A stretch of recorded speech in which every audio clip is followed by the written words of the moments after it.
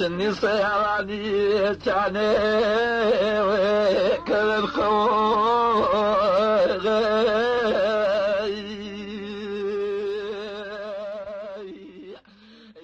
التشریفت برد پێ هۆرامانی یاوی دەواازە و بەهشت و جوانی شادوی بە حزور دەرەو بیارێ جیای وارانی چا زانست واری خەرمان و عیلمی چاگە هۆردریا جەشام تا شیراز چا بەشش دریا سروشتی بێنیاز سیمای جوانی هەسارەی نوربەخش گرد و ئاسمانی زانکۆ ئەزهەر و عیلم و عیرفانی ڕانیشاندەر و ڕچەی ڕەبانی شار و بیارێ و تاقی مەحاسین قیبلەگای ئەدەب جەمال و ئەمین بەخجە سروشت و باخانی پڕئاو قرمەی قڵوەزە و هرمەی سەراساو وەشن قاسەمخان بەرزی هەواگیر چون قاڵی دەستباف کاشان و کشمیر شەماڵ و پەشجووی کەل و چناری شەوتەژ وەشە فەسڵ و وەهاری تەماشا و قەسرێ و کەمەرسەلارە شەو نیشتەژ وەشە سەهەند و دارە مەرقەدی ئەمەر ساڕشکەری ئێش کوورەی تەلیلەی سوفیان و دەروێش لە هۆنی تاوێ کۆتاییش کردن بە کام جورئەتش نامی تۆش بەدەن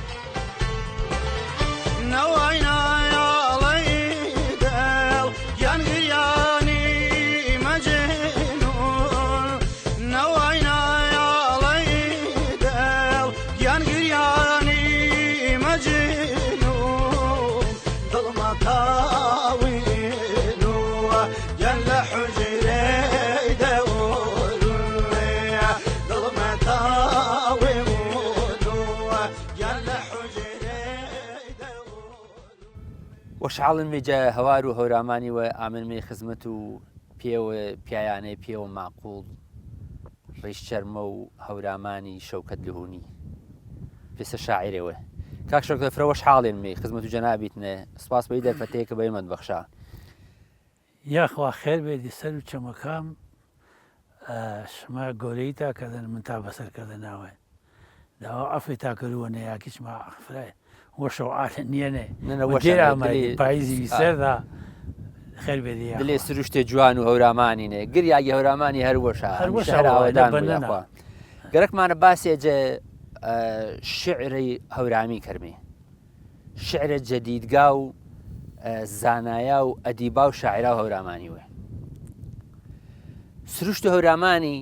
حەسکەی پایین دەستبەرەکەمی سروشت و هەورامانی تا چەند کاریگەرە بە شعرە و شاعرە و هەورامانی والله موضوع الشعر وموضوع هەورامانی دوێ شێوێ لایق و ئانەیەنێ کە وەش تاریفە شاگەری ممکنە من بە پاو ئانەیە کە واچ و تێرم کردە بۆ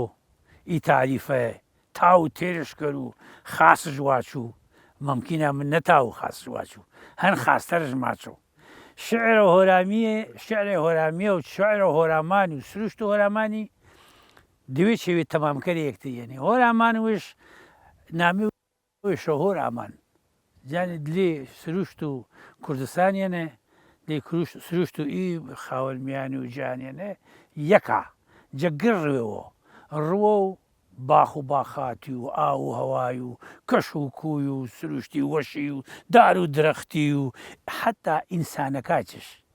فەرقەژەن چەنی و ڕاتیوی تەری چەنی منتەقی و تەری وەشیش هەلێ و بلی بەهشتەوە هەلێ و بلی ئانێچە کە تاوانشا نەواری شابوو یا خونەواریشان نەبوو عاشق و شاعری بە ئی سروشتە وەشێ ئی منتەقە کویسانە وەشێ ئی کەشە وەشی ئی باخە وەشی ئی سەرچەمە وەشی بینی بای سوانەیە ئیلهامی و عارشا پێ بێ شعری وەشی تەڕوتەمیزی نەکفتە شعرەکە ئێمە هەڵبەتە شعری شاعری گۆرەیمانی پسە سەیدی گۆرەی بەڕەحمەتی مامۆستا بێسارانی بەڕەحمەتی مامۆستا مۆلەوی بەڕەحمەتی شاعری تەری وێمانی کەیسە ئینە سنعۆ منەوە ئێمە هەنمی و گەرەکمانە ئێمەش لاسانی ئایشا کەرمیەوە و تامی شعری هۆرامی پی سروشتە وەشەرێ پی دیمەنە وەشەرێ پی ئاو هەوا وەشەرێ شعری واچم مەولەوی چەنی ئانەی کە تاوەگۆزین بەڵام فرە و شعرەکەش بە زوانی هەورامی بێن ئایا ئی شعر واتەیە مەولەوی بە زوانی هەورامی سروشت کاریگەریش بێن سەر و ئانەیە سروشت و هەورامانی کە بە زوانی هەورامی شعری واچوو مۆلەوی کابراوی خواپەرست بێن عارف بێن هەر بە تەلەبەی عارف بێن هەر بە تەلەبەی ئامان شکو دەرزە جوانان خانەقا بیایی دەرس جوانان خانەقا تەوەڵی دەرس جوانان لوان مزگی ئیسلامی سنێنە دەرز جوانان ئەکسەریەت و تەلەبەکە کە چەنیش بێنێ دەرسەوان گل هۆرامی بینی یعنی تۆ فەرماوە گە سەد تەلەبی ببا نەوەشە هۆرامی بینی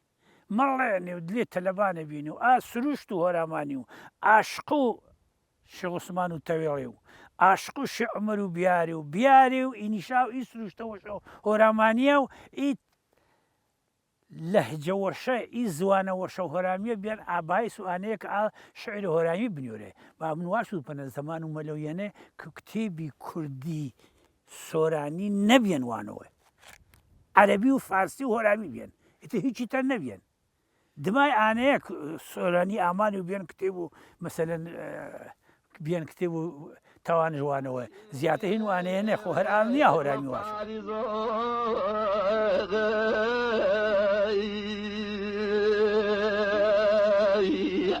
إذا فاوه ناوي جاسر كي نفارض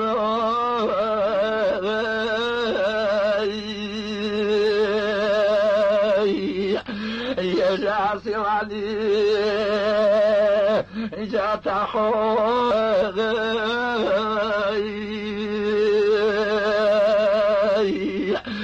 ناركي برنوي كاك ساختي المانيو حەسکەمی باسێجێ هەورامانی کەرمێجێ دیدگا و شاعرا و ئەدیباون سەرەتا منیش وەش پەنامای تا عرسکەرونە و فرەفرە وەشحاڵ ناپەی دەرفەتی کە پەیمین تا ڕەخسان ڕاستینە ئێمە گەرگەرەکما بۆ باس و سروشت و هەورامانی کەرمێ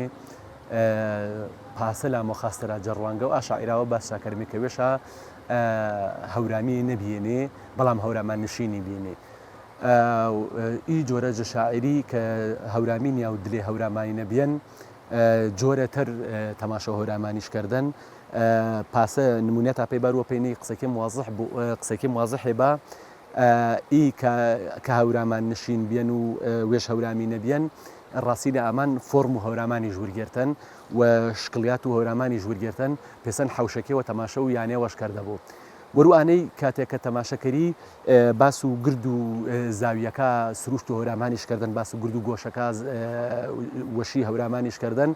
و فرەیشە هەورامانی بە بەهەشت و سەرزەمینی ماقەڵم و ئێمە وێمازانمی کە دلێ گۆرانیەکانە و دلێ ئاشعرانە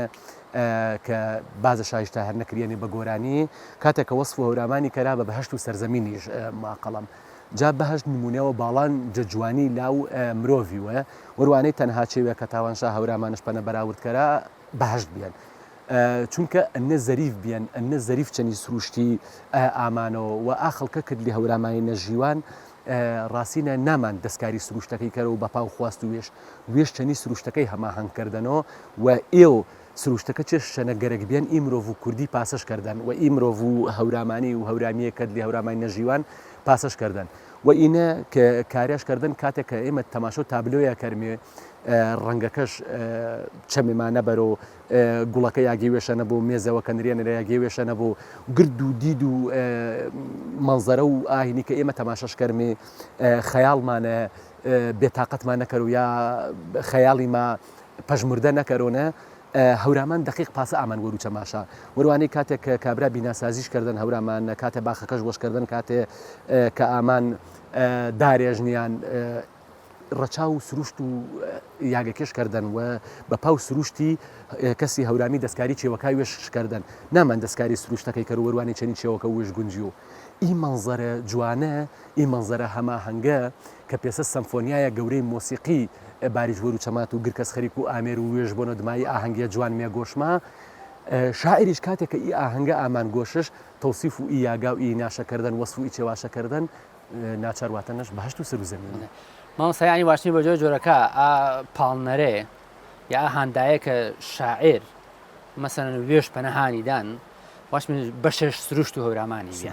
چانێک کە مەسن سروشتێ منۆزەم و ڕێکوپێ گرچی و پسە جەناو فەرمایسە و یاگەویشن و منۆزەم و ئینیشابیان ئەی چەنی وێ ناشکردن جە شعرێ کێشەنەی شاعر واشمێ بە دەرچانەی باس و مەسەن ئێمە کۆمەڵێ شاعرێ ینی کەڵە شاعری ماهانی کە هەورامیش نەبینی بەڵام بە زوانی شیرینی هەورامی شعری شاواتێنی ئینە تاچن مەسەن سروشت و هەورامانی کاریگەر بێن یا پێگەی جوگرافی هەورامانی کاریگەر بێن یا خود کولتور و ڕسەنایەتی هەورامانی کاریگەر بێن سەر و ئی شاعرەیە کە شعرە بە زوانی هەورامی واچوو ڕاستینە وەڵی ئاینە جوابی پرسیارەتەدەوە دقت و چێمدا کە فرە لە ئەمە جوان بێ باسڵ کردواتەوە بە زوانی شیرینی هەورامی شعرێکی ژواتێنە چونکە ڕاستینە ئاجۆرە جە شعرێ کە بە هەورامی نوویسیانەوە ئینا ئەست و زوانینە ئینەم فرە لاوە جوان بێ کە بەڕاستی ئاماژە بە وشی زوانی کەرە دلێشەنە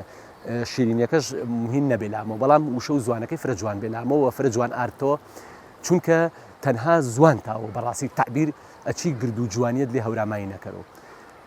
ئاجۆرە جە شاعرێ کە هەورامیە نەبیێنێ و بە هەورامی شعرە شاواتێنێ نمونەی فرە باڵاشە مەولەوین و ئەحمەبەکی کۆماسی دوێ شاعرێک گەورەی کوردینێ و دوێ شاعرێنە سەر و ئاستی جیهانیشەنە شاعرێک گەورێنێ کۆمەڵێ کارتێکەری بێنێ کە پاسشاکردن ئی شاعرەشە هانیدان بە هەورامی شعری بنووسۆ یۆ چانیشا کە پێسە باسما کردواتمە سروشتەکە وێژ بێت ناچارشکردن کە بە هەورامی شعری واچوو دووەمشە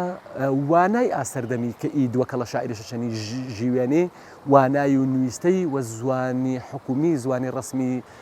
ئاسەردەمی دایرەکە هەورامی بیان و پی زوانی کتابەتکریان ئاو ناچارن ئامان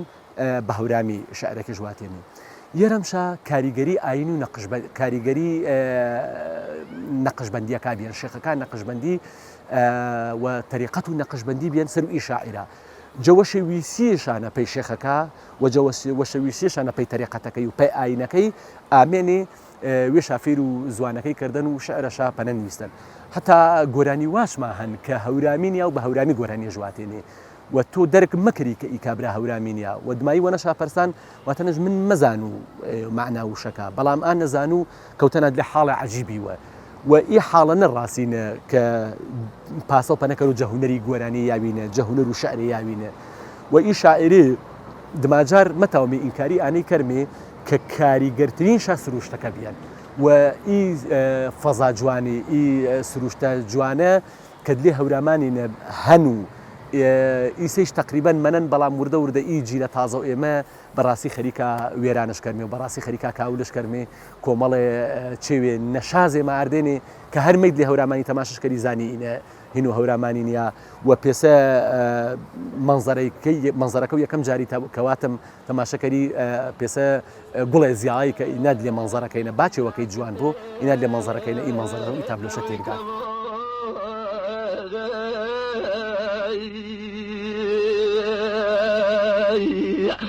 تیرە نازیشەنی کاکەچی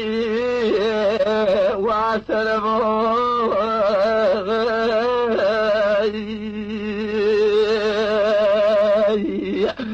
فەسەڵاولی جانگوژی دان ماشەوە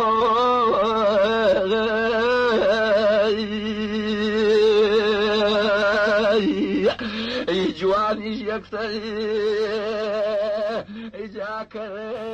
هەورامان شعرە و شاعرانە شعر و ئەدیبانێ ڕووناکبیرانێ پێسە چیشی وێ ناکریان هەورامان سەرەتا خێرامایە گەرم هەن پێتا خێروێتی سەر و چەما چێنی ڕێز و تەقدیریم هەورامان سروشتە جوانەکەش هەوا سازگارەکەش دەلالەت بیان سروانەی کە پەلکێش و خەڵکی شاعیری خەڵکی ڕۆشنبیری کەرۆ باڕۆژ جەنزیکۆ جەنزیکۆ سروشتە جوانەکەش ئیلهام و شعری بە شاعرا بەخشوم کەمێ نییەنێ ئانێ کە تاوانشا دیمەنی جوان و هەورامانی سەرنجڕاکێش و هەورامانی جە پاچە شعرەوەنێ جە نوویستەیەنێ نەخشنا یعنی بەجۆ جۆرگاوتمێ سروشت و هەورامانی بیان هۆ ئانەیە یا خڵکۆخۆ و وەشەویستی مێماندوستی خەڵکو هەورامانی سروشت و پێگە و جوگرافی کولتور و ڕسەنایەتی هەورامانی بیان هۆ ئانەیە کە شاعرێ پەڵکێشکە و بێت لێ هەورامانی نەشعری طبعاً کۆمەڵە بابەتێ هەنێ بابەت تەمامکەری یەکترینی هەڵس و کەوت و جوان و خەڵکو هەورامانی مێمانپەزیری خەڵکو هەورامانی دڵنەواییکەر و خەڵکی جبەر و هەورامانی جەولانیەکاوە دلیل بیان سەروانەی کە هەورامان هام کات هام تەریب چەنی سروشتە جوانەکەیش خەڵکێ جوان ئاکارێ جوان بەخشانشپانەی کە هەرکەس ئاما بۆ هەورامان بە دڵمەڕیایی یان بەمانەوەتەر بە تێر و تەسەلی گێڵانەوە ناخش ینی ئاسوودە بیان بە دیەی سروشتی جوان و هەورامانی و مەعاملەی شەریفانە و خەڵکو هەورامانی کاگیوە ئێمە ئیسەرچی سەردەمەنە تاچن تاوانمە شان بەشان و شعرەکای تەری جەجبەر و هەورامی و هەورامانی وێ جەناب پسە شاعرەوە ئی سەردەمەیەکەی پسە شاعرەوە هەورامی ئای ئەمەش تاوانمان شان بەشان و ئایشا ئەس پێما تاودێمی چی بوارنێ طبعاً گەر ئان و زمانێوەنێ گۆڕانکاری مێمل و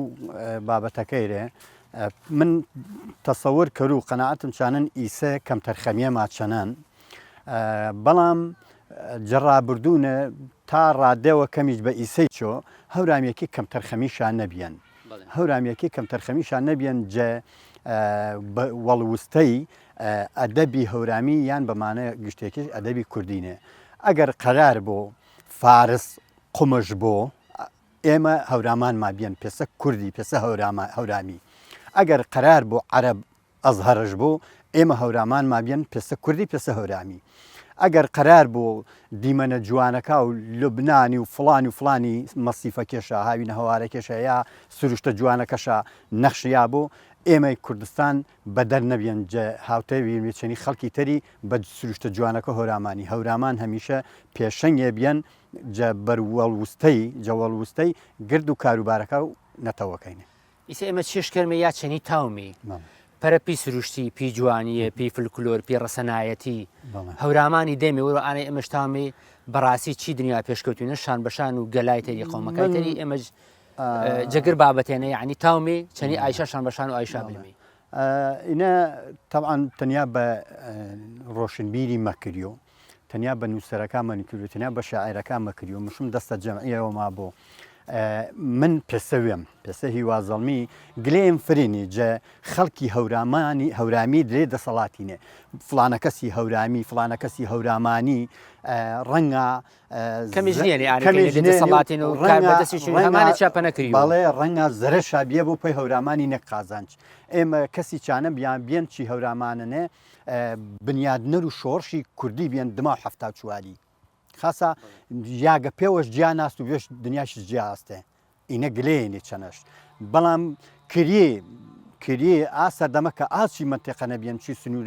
سنوورەوەمانی نەبیێن تاوی خزمەتێ بە هەورامانی کەر و کەم تەرخەمیش کەر نەکردش ئیسەیش دەسەڵاتداری هەورامی ما هەنێ فلانە کەسی هەورامانی فلانە کەسی هەورامی بەڵام کەم تەرخەمێنێ فرە کەم تەرخەمێنێ من یەکشی و عەرز جەناب کەر و مەعقولە وەزیر و ڕۆشنبیری ما هەورامی بوو خاصە سنوور و هەڵەبجەینێ زارڵێ هەورامیەکەی ما بێبەشێ باجێ زاراوە هەورامیەکە زوانە هەورامیەکەی شاد جە پرۆسە واناینێ خاصە ئێمە وتەبێژ و حکوومەتێمە هەن وتەبێژ و حکوومەتێمە هەن تائیسێ خاصە یاگە دەسێش بەی هەورامانی خزمەت بە نەتەوە خەڵکو هەورامانی خزمەت بە کولتور و هەورامانی زوان و هەورامانی ڕۆشنبیری هەورامانی نییە ئینە گلێنێ فرێشا سەرشە ڕەنگە بایچ پێسەکاک جەمیل هەورامی محەممەد سائی ئینێ یاگە دەستشا دیار بن یاگە دەستوەشینێ تا ڕادێەوە ئای ژەرکەمە تەما هەما فرەتەرە بێچانەی ژیانێ سادەی دەروون سەیاوێ چاولێگەری بەرد لوا و ناماوێ ئیسە واردەما پیزان و لەفێ هۆڵ و مێمانی کردین مێخەفێ نەشنە و شەوای سەر و بانی وێ دیار و مانگێوە کتێبوانی وێ ئیساتێ سۆشیال میدیای تەنانی نیمە مەردێنی بەوێت مەزن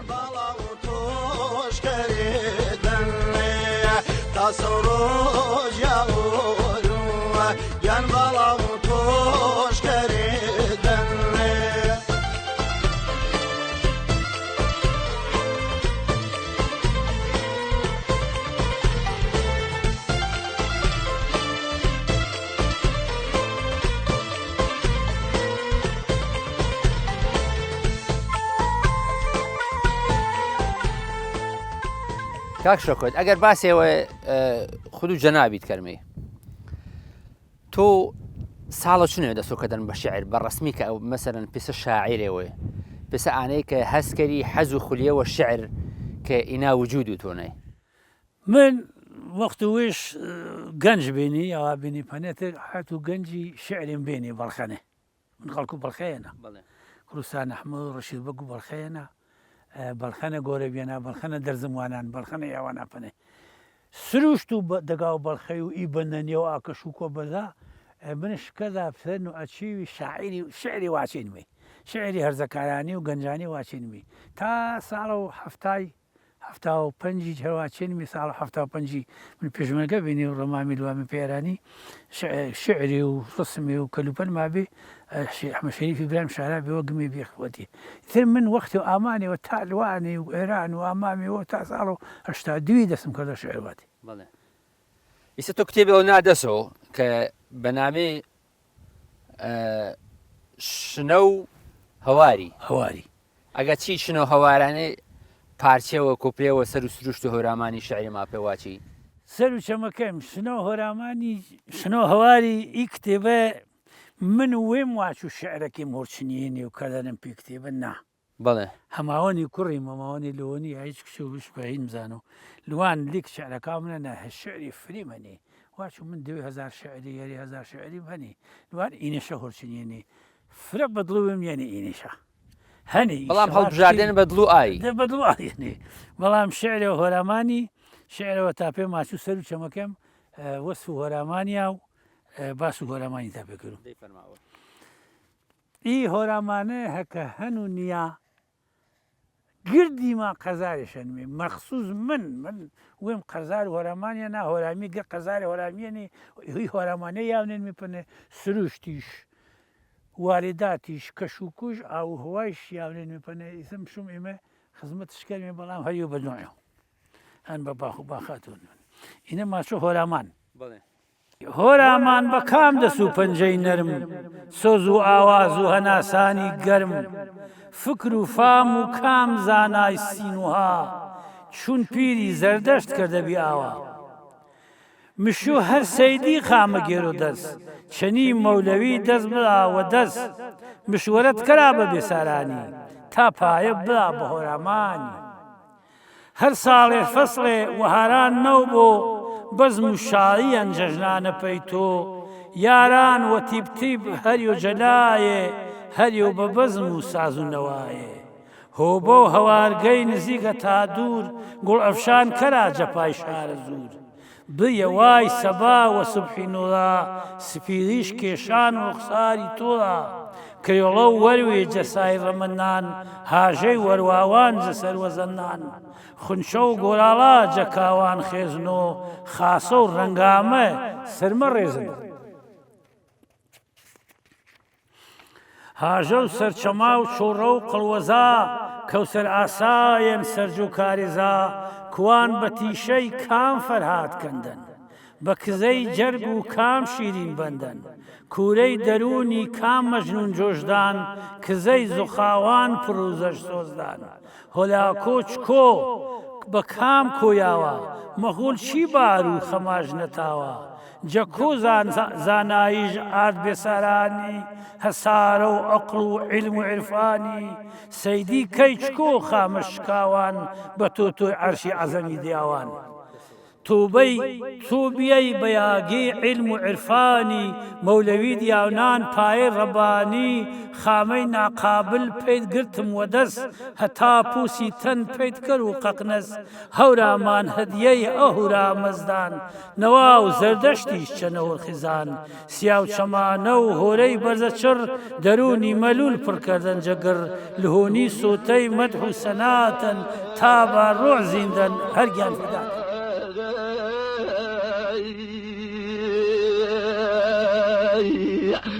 تیرە نازی شەنی کاکەچی واتەرەمۆ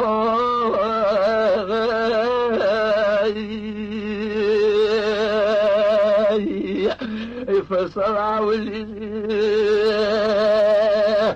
جانگوژی دانماشەوە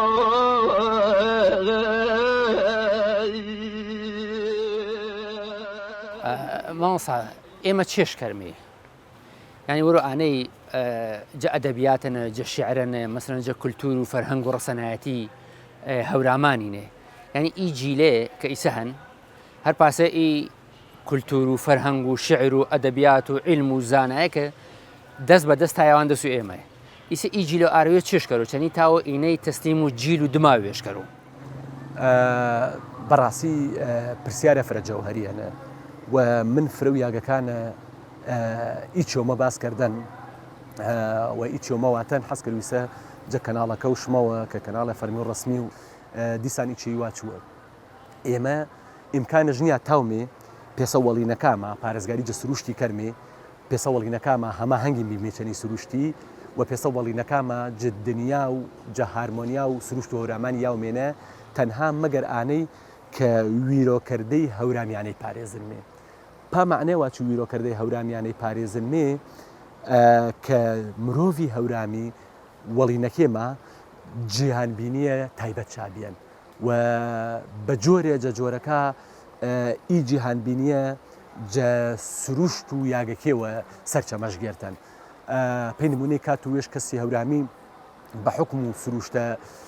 فێنکەکەی و سروشتە هێمنەکەیش کەسێ هێمن و لەسەر خۆ بیان و ئینە جۆرێن جۆرە ویرۆکردەی جۆرە جە جیهانبینی ئێمە ئەشۆ تاکی هەورامی ئی جۆرە جە جیهانبینی ما پێی دروست بوو پێی ئینەی پاهێمن و ئارامیە پەروەردە کریێمێ و پاهێمن و ئارامیەش چەنی سروشتی هەماهەنگی بیمێەوە و کاتێک کە پێسە پەروەردەکریامێ و پێسە هەماهەنگی بێمێ دەستکاری سروشتی مەکەرمێ و سروشتی پێسەی چێوەکە و جارانی مازمێەوە هەورامانی هەر پێسە بەهشتەکە و جارانی وێ ناکەرمێ وەرو ئانەیە وەڵینەکەی ئێمە جیهانبینیشە وەرانوەر و خوای وەرانوەر و دینی وەرانوەر و وەشەویستی پێغەمەری وەرانوەر و تەوەنە دلێ سروشتەکەینە وەرانوەر و درەختێەوە وەرانوەر شعرەکانە وێ ناکەن ئیچێوێ کە شعرەکانە بینێ جیهانبینیە تایبەت وێشا بێنشە و بە جۆرە جەزۆرەکە هەماهەنگی بێنێەوە چەنیش و وێشا ڕێک گوستن چەنیش مەسەن مرۆڤی هەورامی کاتێک کە جەزبێەوە گێرۆش بۆ بە کەسێ ڕۆحانی چەنی خوای پەیوەندی بەرقرار کەرەوە کاتێککە ئینان لێ ئی پەیوەندیە چەنی خوای ئاچێوێ کە خوا کردێنێ دلێ جیهانی چەنە ئێومە پارێزنۆشە وەروەشەویستیش پێی خوای و ئینە جیهانبینیە گەورە و دلی ویرۆکردەی ئینسان و دلێ تاک و هەورامی بیان ئینە ئەشۆ ئێمە وێمە پەروەردە کەرم بێسەر و ئینەی تا ئێمە تاومێ پێسە ئاوەڵی ناما و جیر و داهات و ئێمەش کە بێ ئێمەش نەقلشکەرمە پێ ئایشا و پی جۆرە پارێزگاری جە کولتور و جە سروشت و جە بەهشت و هەورامانی کرد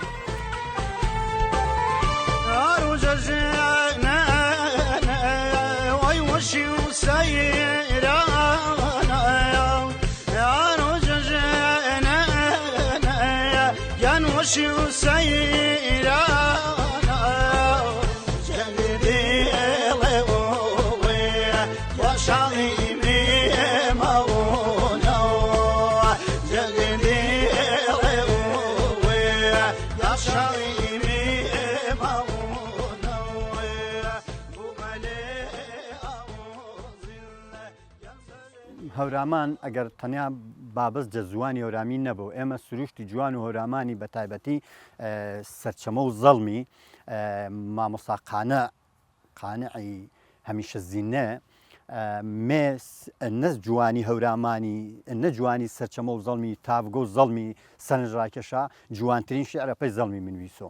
ئێمە جەڕابردوونە پێسەبێ فەرماوی مامۆستا مەولەویمان بیان ئەگەرچی هەورامی نەبیان بەڵام شانازیش بە زوانی هەورامی وەکردن و نووسەکەش ئەکسەرێتیا بە هەورامی بێنێ من چەنەڵ مەشارووە ئیسەی چەنێ شانازی بە هەورامی وەکەرە مەسەلەن ئێستا هەڵەبجەنە شاعری دیار وەستا سەباحی ئاسنگەر هەن سۆرانی نوێش هەورامی نیە شعرەکەش ئەکسەریت چا بە هەورامی منویسۆشە زوانی شیرین و هەورامی نە دۆڵەمەنا قابل و ئانێن ئەکسەریەت و زۆرینە و ڕۆشنبیرەکە بەیە ئیسفادە جەزوانی هەورامی و ئەدەبیاتی هەورامی کەرا وەکردنی چا ڕابردوونە ئەگەر باسێەوە سروشت و هەورامانی کەرمی بەعام مەسن هەرجە باخ و باغداری جە دەزڕەنگینیش جە کڵاشی و جە فەرەنجی و جە شاڵی و ئینیشا کە تاکی هەورامی تاکێ بەرەمێن بیان پێی وێش ینی سەر و پایا وێشەوە ژیوان ئینە چۆکارە نییە پەیانی کە شاعیر پەلکیش کرد دلی ئی بابەتاکە هەر لی بابەتێنە و شعرێ تایبەت و وێش بوو بەڵێ ئێمە حەزکرد و پێی معلوماتی گشتی ئێمە خەڵک و هەورامانی خەڵکە سەلیقەدار بیان ئێمە دلێ هەورامیەکانە ڕەنگە دلی خەڵکای تەرینە سەردەمێ جە سەردەما ڕابردوونێ ئاشاعرێ بە تایبەتی دلێ ئافرەتا ئێمە نەبیێنێ لی یاگەکای تەرینە نەبیێنێ ئێمە دەزڕەنگینی هاوکاری ئافرەتی و پیای دەزڕەنگینی شاجە بوارەکای تەرینە مەسەرەن ئافرەتە جەجاجم ڕێستینێ پیامە نیری نەماواچمێ جە ئوسا دیوارینێ جە تەختە تاشینە جە فلانینە جە کلاشنیێنە کلاشنیە ئەگەرچی هاو بەشە بین و ژن و پیاینێ پێوە کردیان هەردووی هاو بەشی بینێ چەنەش فرەتەرین دەزڕەنگینی جە ئاست و کوردستانینێ من قەنەعەتم چانەن ئینە نەبوو پێسە تەعەسوبێ هەورامیەکە تاوانشا دەزڕەنگینیشە لاو هەڵەبجەی تازەینە دەگێوانە پەنەر ماچا کەوچکتاش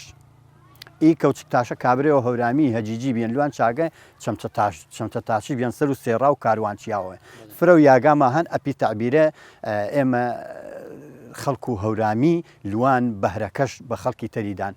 من یەکشی و عەرز جەناب بکەر و دیبەکتاشتەی پێی دیواری ئیسە ئەندازیارە پێشکەوتووەکی بەرژوزا کە سەلێقە و هەورامی چندە پێشکەوتوو بیان دیمەکیش تاشتێنە پێی دلی دیواری ئیسە بەرکەوتن کە ئی دیمەکەی پێی بێنێ بە هۆکار و نەلەخشیا ئی دیواری جەوەخت و بوومە لەرزێنێ ئا سەردەمە هەورامیەکی ئەنە ئەقڵشا سەلیم بیان فرەتەرین دەزڕەنگینی جە هەورامیەکانە بەرجەستە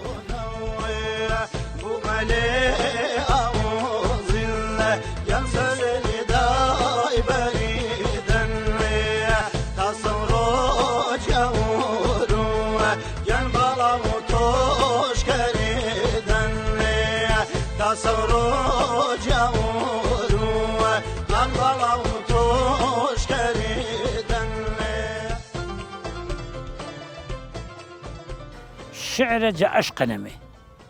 عاشق تۆ عاشق و سروشتێنی تۆ عاشق و دینێنی تۆ عاشق و جوانیێنی تۆ عاشق و مەسەلکەرە هەچی باخ و باخاتی سروشتی چیوی شعرە ئیلهامە پێمەیۆ فێربیەیە فێرشبی بەڵام تۆ مشوم من مەزان و من شعریم وانێنێ کتێبیم وانێنێ کتێب و مولەوی ساڵە و شەسوویەریەوە من تەلەبە بێنە دیبیان ماوانانمەوە هینی بێسەرانیم وانێنێ هینی سەیدیم وانێنێ هجایەتر ملیپەی عەشق و سروشتی ملیپەی عەشق و وەتەنی ملیپەی عەشق و عارفیمە هەنێ عالی وەشی وەلێم بەداخەوە من ئیشگە شعریمە هەنێ ئێمە تاوی یەک شعر وەرکرد و یەک شعرم پێ وەرمەکریەوە شعرێک گر وەخت و نمێ گر وەختی من ئەکسەریەت و شعرام وەختی و مووسونە و تەمام وتەنا و ئینا وتەنا و میێ سەعات دۆر و یەکی هام بۆە دوێ ڕکاتی نمای سونەتە کەروونەوە تە وەرم مەگنەوە پۆرە و گنو لارە ویری چیوی کردووە ویری درەختیوی کردووە ویری سەفەریویم کردووە ویری جوانیوی کردووە ویری چیوی کردووە ئەلهامی وم پێمە شعرە سەرم نیوە من حتا ئیسە واقع نەبێن وەختە و فیر و شعرا بێنە واقع نەبێن من ساوی بزێوەرە کاغەزی چەرمە لاپەڕە و کاغەزی چەرمە و قەڵەی منە نێکیسم بەڵام منێ ئلهام بە یاگی وەختە میێ سیارە نەپێڵمێ سوال و سیارە بێنی ملی پێڕێوی دووری تۆ فەرماوی کەلم نییە مێ باغۆر پاشی مێ خەریک و ئاو دارایەنی مێ ئیتر لێ ئێوە پێڵمێ نیشەرە ماچیش شارەکەی منویسی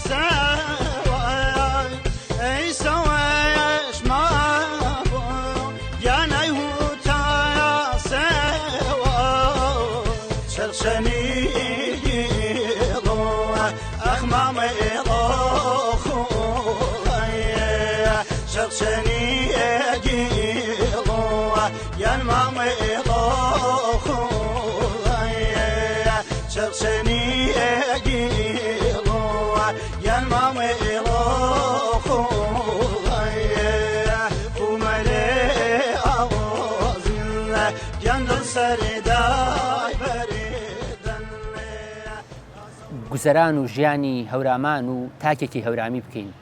چۆن شاعران و ئەدیبان لە شعرەکانی خۆیان ئەمەیان وێ ناکردووە لە ڕاستیە کاتێک کە سەیری مێژووەکەی ئەو باسانە خوێنیتەوە ئەو شعرانە خوێنیتەوە یا ئەو ڕۆمانانەی کە باز لە هەورامانەکەن یا ئەو سەفەرنامانەی کە باز لە خەڵکی هەورامان و تاکی هەورامیەکەن لە ڕاستیان من نەمبینیوە کە بە هیچ جۆرێک ئاماژەیەکی تیابێت کە زەمی هەورامان و تاکی هەورامی تیابێت ئەمە لەلایەک لەلایەکی تریشەوە ژیان لە هەورامانە هەتا پێش جیهانگیری و ئەو لەمەوە ئەمانە ژیانێکی هەرەوەزیانە بووە لە ناو ژیانی هەرەوەزیانەیە هەر تاکێکی هەورامی کەسێکی سەربەخۆ بووە بە هەرەوەزی ڕۆشتون ئیشێکیان کردووە بەڵام هەر تاکێکیان وا ئیشی کردووە کە خۆی بەتەنیا ئیشەکەکە یعنی تاک بوون لە ناو کۆدا و خۆیان تەسلیمی ئەو سایکۆلۆژیا یا ئەو عملە شعبیە نەکردووە ئەو هەرەوەزیە نەکردووە وەکو تاکێک بەشداریان تیا کردووە دوجار هەمویان پێکەوە ئەو ئیشیان کردووە وەکو نمونەی سەمفۆنیاکە کە بۆمیان نایتەوە و ئەم جۆرە لە ژیان لە ناو هەورامانە وای کردووە تاکی هەورامی تاکێکی کۆمەڵایەتی بێ لە هەمان کاتا کەسێکی ئازادیش بێ لە ناویە و کەسێک بێ کە ئازادانە بیر لە ژیان بکاتەوە و ئازادانە بیر لە هەڵسوکەوتەکانی بکاتەوە و ئازادانە هەڵسوکەوت بکە و بتوانێت بە شێوەیەکی تەواو ئازادانە هەموو کردەوەکانی ئەنجام بات لەگەڵەوەشە لە کۆمەلگادا نەبڕاوە لە ناو کۆمەلگایە بووە بەڵام شتە گشتیەکەی ناو کۆمەلگا وای لێ نەکردووە کە ئام هەرچی کردبێ ئەمیش ئەوەی کردبێ نەخێر وەکو شخصی خۆی کردوێتی دوجار هەموو تاکەکان کە هەموو ئیشەکانیان کردووە هەماهنگاتوونەتەوە ئیشێکی کۆیی و ئیشێکی جەماعی زۆر زۆر جوانی لێ دەرچووە مامۆستا هەورامان واوێ ناکراوە ئێستاشی لەسەر بێ لەنا ئەوانەی شالەدا ئەو ڕۆشنبی و مامۆستا و پرۆفیسۆر و دکتۆر و ئەوانەی کە هەورامیژنی کە ئەڵێن هەورامی ئەڵێن مەسەن هەورامی زیرەکە بەوە وەکو بڵێن وێ ناکراوە یا ناوبانگی دەرکەوە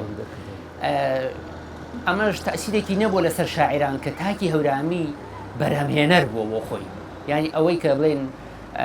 لە ڕابردووە ئەوەی کە خواردوێتی ئەوەی کە پۆشیوێتی ئەوەی کە مەسەرەن بەرهەمی هێناوە وەکو بڵێن عەرەقی نێوچاوی خۆی بوو یعنی چاوەڕێ هیچ کەسێکی نەکردووە تاکێکی بەرهەمهێنەر بووە لە هەورامیە ئەزانی خۆی مرۆڤی هەورامی وەکو پێشتری ژاماژەمان پێ کردووە لەگەڵ سروشتەکە هەماهەنگ بووەتەوە لە ناو ناخود ئاگا یا لە ناو زەینیا هەموو جارێک ئەوە هاتووەتەوە بەرچاوی کە چی پێویستە بیکات بۆ ئەوەی لەگەڵ ئەم سروشتەیە بەردەوام بێت و لە ناو هەماهنگی و لە تەماهیا بێت هاتووە ئەو جۆرەشتانەی کردووە کە پێویست بووە بۆ ئەو جۆرە لە ژیان و ژیانی خۆی وا ڕێکخستووە بە پێی جوگرافیا و بە پێی ژینگەی شوێنەکە بۆ نمونە کاتێک کە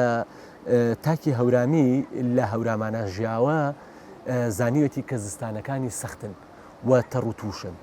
هاتوون لە ناو دیوارەکانیانە جۆرێک لە بیناسازیان بەکارهێناوە کە بە زستانە گەرمان نەچێتە دەرەوە و بە هاوینە گەرمانەیەتە ژوورەوە ینی جۆرێک لە عەزلی ئەمڕۆژیان بەکارهێناوە لەو سەردەمەیە و ئەم جۆرە لە بیرکردنەوە وای کردووە تۆ هەمیشە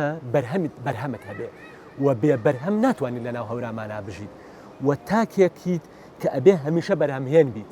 ئەگەر هاتوو بەرهەمهێنیش نەبی بزانی چۆن لەو شتانەی بەرهەمهێنراون سوودیان لێوەربگری و هەر شتێک بۆچی دروستکراوە تۆ بۆ ئەوە سوودی لێ ببینی و هەمیشە ئەمە وای کردووە کە تاکی هەورامی بە کەسێکی هۆشیار و هۆشمەند بێتە بەرچاو بە کەسێکی زیرەک بێتە بەرچاو ئەمە بەو معنایە نییە کە تەنها هەورامی زیرەکە تەنها هەورامی هۆشیارە نا مەبەستمان لە جۆری هۆشیاری لە جۆری زیرەکی تاکی هەورامیە کە لە ناو ئەم سروشتە ئاڵۆزەیە توانیوێتی ئەمانە هەمووی لەگەڵ یەکە هەماهنگ بکاتەوە خۆشی هەماهنگ بێت دوجار لەگەڵیانە و سەمفۆنیایەکی جوان و ژیانێکی تەواو ستاتیکیانە بەرهەم بێت لە ناو هەورامانە هەر بۆیە لە دەرەوە کاتێک کە باسی تاکی هەورامی ئەکرێ ئەڵێن تاکی هەورامی کەسێکی زیرەکە بۆ معنایەی کە بۆ هەر کێشەیەک چارەسەرێکی هەیە و دوجار هەموو کێشەکانی چارەسەر کردووە هیچ کێشەیەک لەدەستی دەرنەچووە کێشە هەبووە فترەی توولانی بۆ ماوەکەی درێژ بووە بەڵام دوجار هەر چارەسەری کردووە و هەمیشە تاکی هەورامی لە گۆڕانکاریە بووە لە ناو ئەو سروشتەی کە بووی دیاری کراوە و گۆڕانکاریەکان هەمیشە وا کەوتونەتەوە کە لەگەڵ سروشتەکەیە وێک بێنەوە ساتوانین بڵێن ئەو پێکاتە ژیانەی تاکی هەورامی بووە کە شاعری پەلکێش کردووە کە شاعرەکە خۆی بێتە ناو هەورامانەوە بەتەکید ئەمە یەکێکە لە فاکتەرە گرنگەکان وەکو لە پێشترا باسمان کردووە و تۆ کە یەیتە هەورامان ئەگەر شاعریش نەبی هەر کەسێکی گەشتیار کە هێتە هەورامان بووە پەلکێشیەکە کە جار و دوو جار و سێجار دڵی ئەو نەخواتەوە بە سەردانەکەی و وای لێ کردووەت خەڵکەکەی ئێرە و ئەو ڕێز و احترامی کە خەڵکی ئێرە لە میوانی ئەگرێ و ئەو جۆرە هەڵسوکەوتەی کە خەڵکی هەورامان لەگەڵ میوانە هەیەی و ئەو میوان دۆسی کە لێرە بووە دوجار وای کردووە کە کەسی شاعر بەرهەمی جوان بەرهەم بێنێ و کەسی سەردانیکەری ئاسایی چەند جار بێتەوە سەردانی بکە و وای لێبێت ڕستەی زۆر بەهێز ڕستەی زۆر زۆر جوان لەسەر هەورامان بوترێ وەکوەوەی کە ئەوترێت تاکی هەورامی تاکێکی زۆر زۆر زیرەکە و ئەتوانێت لەسەر بەرد خۆی بژێنێ ئەو کەڵت و کوشتنی جانەپایی پیاز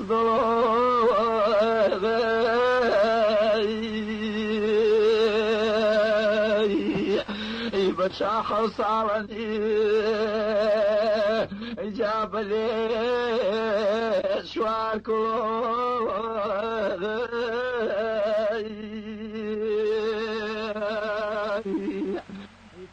ئێمە چێشکەمێ وەرە ئانەی ئی چێوە هەر پاسەکە دەست بەدە زیاوان دەسوی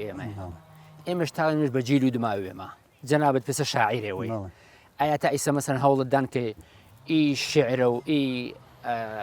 خل و حەز و خولیای ئارزووکەی ناناخوتونێ مەسەرن واری شۆپەی مەسەن کوڕەکەیت پێی ناچەکەیت پێی قەومە نزیکە کاوێت ئێمە ڕەنگە کەم تەرخەمی ماچە نەبوو بەڵام ئی کەم تەرخەمیە مەبوو سەرکێش و پەیز تەشەنەکردەی مشوم ئێمە ئەگەر حاڵەتە جە حاڵەتەکانە کەم تەرخەمیمان بیە بوو ئارۆ قابل و ئانین گرت تاکێ هەورامی بە خۆدا چوونەوە کەرۆ جەوێشنێ چ وەشە چ شانازین تۆی هەورامی مەجلیسەکە و غەیر و هەورامیەکانێ یاگە دەسێ دیار بۆ کە تۆ تاوان و هەرمانێ یان ئەدەبی هەورامی یان هەر کارە جەکارەکەی تەری پێ هەورامانی یاگە دەسڵ دیار بۆ هەر تاکێمە با کەم تەرخەمی نەویمی و محاولە کردمی جە ئیسە بەدماوە ئەگەر تا ئیسێک کەم تەرخەوی ما بیە بۆ جە ئیسە بەدماوە کەم تەرخەمی نەکەرمی و هەوڵ دەیمێ ئی زوانیوە جەلیوار و مەرگینێ گێڵنمێوە نازمێ گن و لێ تەنورە و تاویایە کاگیوە تۆ هەر عادەتەن ئیسێ چالاکوانەوە واچمێ فرەخاس و دلی تۆڕە کۆمەڵایەتیەکانی بەتایبەت فەیسبووکنێ پەیگر بابەتێ حتا مەسەرەن نەدای معاش و موچەی قەیرانەکی مەسەرەن مەردەی نەفەرێەوە ئازیزەوە چی بابەتا گەشت شعرێوە هەنی جا حەزکەمەی شعرێەوەما پێشکەش و بەرنامەکەی کەری کەچی بارەوە ئامشکەوێت سەر و ئایا سروشت و هەورامانیرە بۆ بەڵێ. سەر و زەڵمیرە بۆ سەر و هەریاگەوەرە بوو من سپاس تاکەر و دەستوەشیم هەندووبارە خزمەتتانێ ڕەنگە یاگە دەستم دیار بوو بەڵام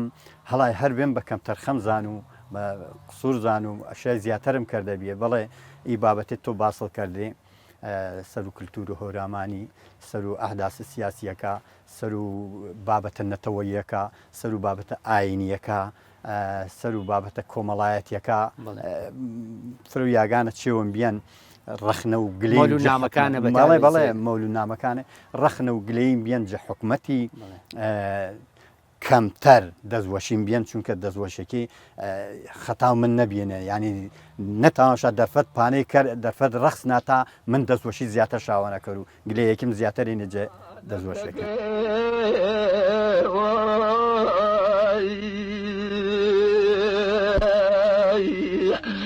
چنی سیارانی چانه کرد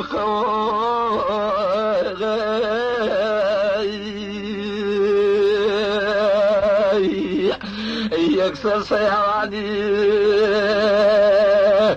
جاشین و پاریزو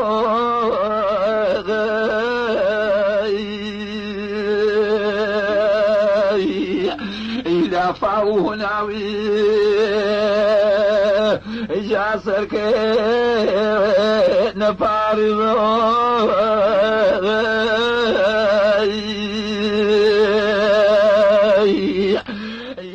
من پێسە تابگە و زەڵمی سینە و عەشقیم کردن چاڵی کام چەم سەرکەش و یاخیا بێ تەماشەم کەروژ ماڵی دەروێشێ ڕاو حەقیقەتی سەرقاڵە ناچەنی حاڵی تاجە و جوانی هەورامانی چەمێ چەم ڕژیا و خوورماڵی شیراز تاشام بێ تەماشەم سەرسام مەبۆ جەجوانیم سیر بیەن دڵ و ئاوازی حاڵی بیەن جەزوانیم سینە و سەختێ ڕق و تەقی بیەن سڕ و دەسەڵاتی کەروش کەرو شکر و خوای باری پەی ئی جوانی و ئی خەڵاتی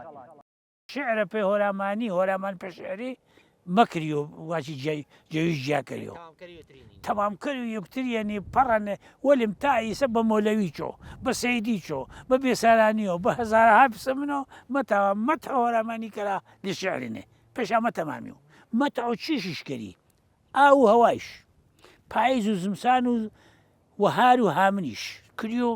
وەزی و تفی و درەخت و هەڕوچە و هەنار و بەی و ساوی و ئینیشا کردی و تەمامی و پوش و هەرچی و نەرە و مرۆ و مەزان و چیوی چی منێ مەکردی و مەتەمامی و کەس مەتاوە کەڕش میشم دۆگە دۆگەکەریش ئەنە مەر مۆلەوی زیندە بووە ئەنە مەر بێسایانی زیندە بووە ئەنە مە سەیدی بێ زیندە بووە تاوە ئانەیە کەڕم مەکردی و کریۆ مەسای من کردنم مەتە و ئاسانە پەنەواشینی پاچالگا وەڵی قاژاریەکە وەڵی بابا و قاژاریەکە ئەنە پاچالگا بێن و منتیقیوی ساحیوی فرەوەشە دەگا و بەڵخەی کرد جۆڕێ بینی ئەکسەریەت چا هامنە خەڵ لوان هەوار پێ بەندنی یا لوێنی پێتەوەنی پێ بەندنی دەگات چۆڵە بینێ وەلیم چۆخڕانکیشا بینی گریمیشا بینی هەڵاوەشا بێن ئامێنی چاگەنێ هێری چوار پاچاڵیشا کەرێنی سەی وەشە بێنە ئاوی چیە و سەی وەشێ چانە پاچاڵی جۆڵاشا کردن هیچ کەس نەلان ئی نە حیوانش دوانە بن بڕۆ نە خەڵکش دوانە بن بڕۆ خراپ نوش ئا پاچاڵی چابێنی شەو ڕۆ ئەچا پاچاڵی دمای ئانەیە کە فەرهەنگ ئامان و کەوا پانتۆڵ و چێو ئامان پاچالگان نەمان کەنشا ڕژبڵەگا هێڵپڕای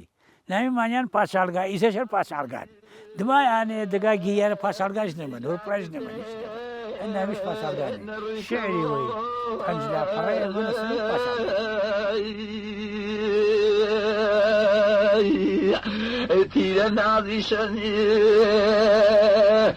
کاکەچی واسەرە بۆ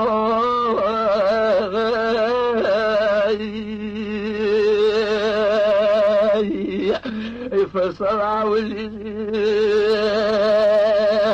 جانگوژی دان ماشەوە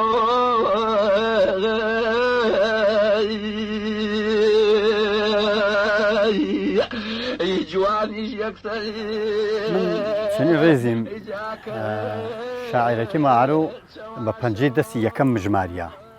دووەم بە نامی نوێگەریوە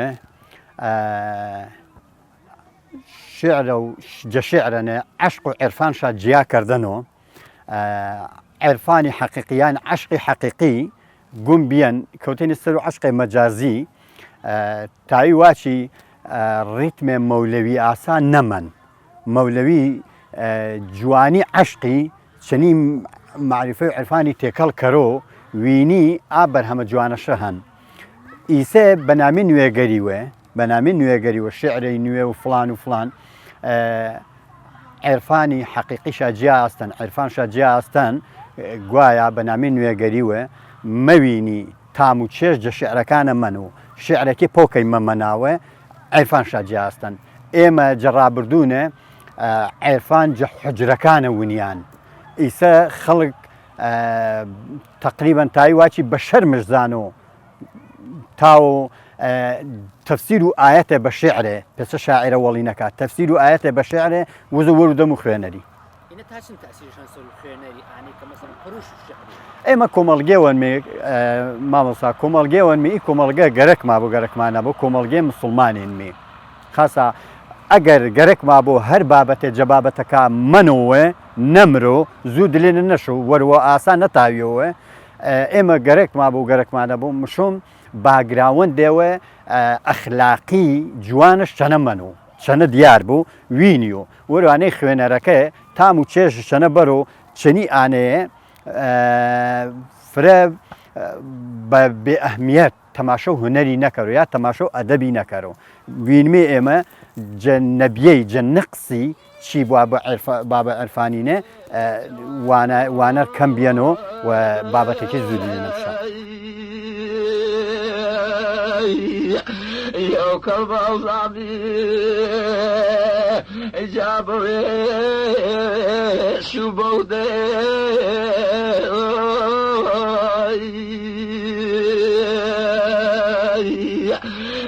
الفيوزي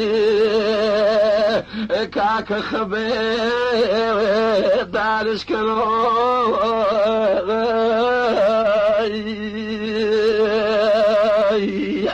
يا المغز الفخشني جاب الروح كمزعو